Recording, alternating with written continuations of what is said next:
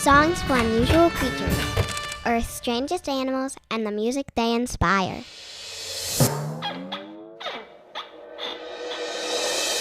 Type Blobfish into your browser, and you'll probably find this picture. A pink gelatinous fish with an incredibly sad frown. It's an amazing picture, and when the world saw it, we began to wonder, what is this unusual creature? Hi, welcome to Songs for Unusual Creatures. I'm your host, Michael Hearst. Today, the incredible true story of the Blobfish. And we'll also perform some music for the Blobfish with the help of some friends. But back to that amazing picture.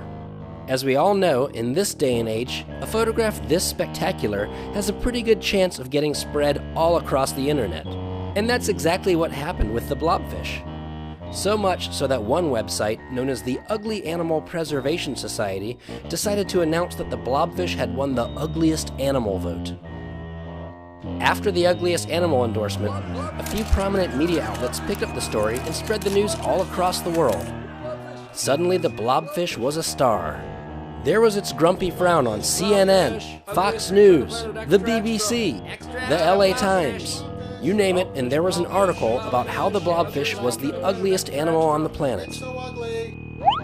But here's the problem with this story.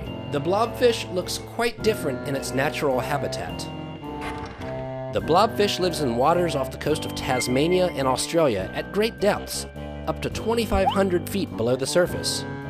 Here, the water pressure is quite extreme.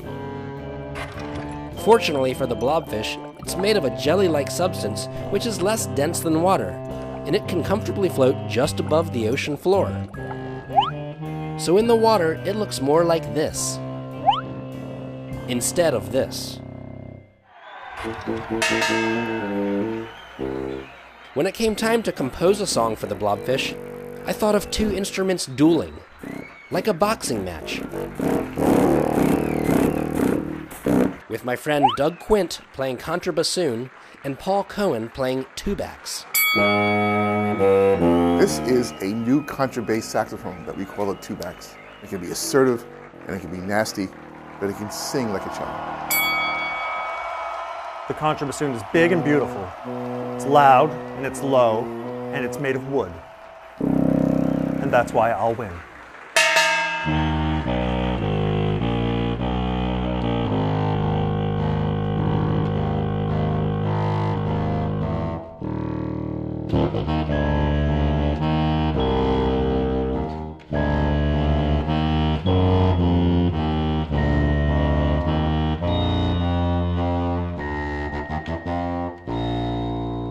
So how did the Blobfish become the ugliest animal on the planet?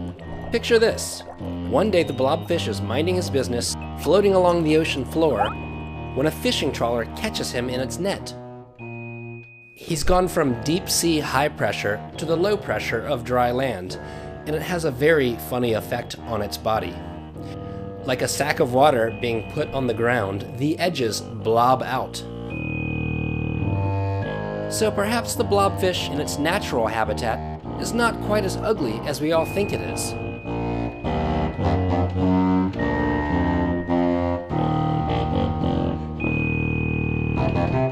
Okay, so we're approaching the end of this episode, and if there's one thing I can think of that would make an awesome closing, it would be to see your best Blobfish face.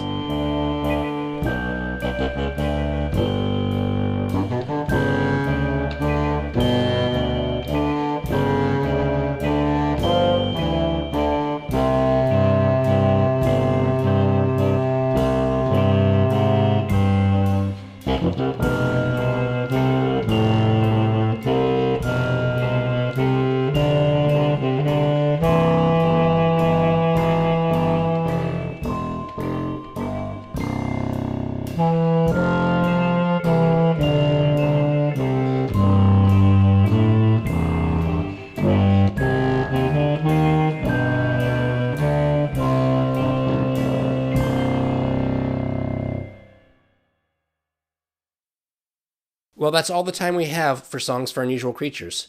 Thanks so much for watching, and remember, if you have any questions, please feel free to leave them in the comments section below. We love questions. Bye!